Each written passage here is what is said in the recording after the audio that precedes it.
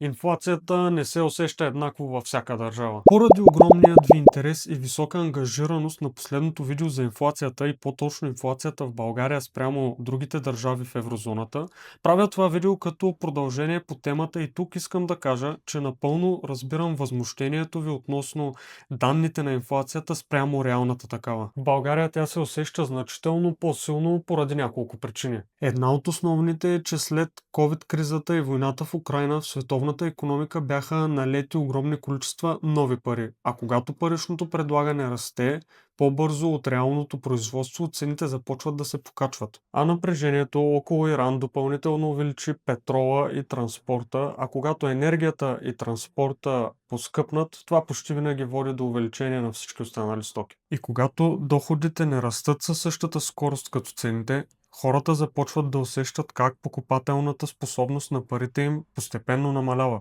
А тъй като България е силно зависима от внос на горива, енергия, суровини и като цяло всичко ни е внос, тези глобални процеси много бързо се прехвърлят върху цените тук. И точно заради това най-добрият избор за всеки един гражданин в България е най-доказаният във времето и сигурен актив, който преборва инфлацията. Най-старите и вечни пари – златото. А на най-изгодна цена можете да го закупите в VIP Gold. Влезте в сайта vipgold.bg и заявете своят артикул.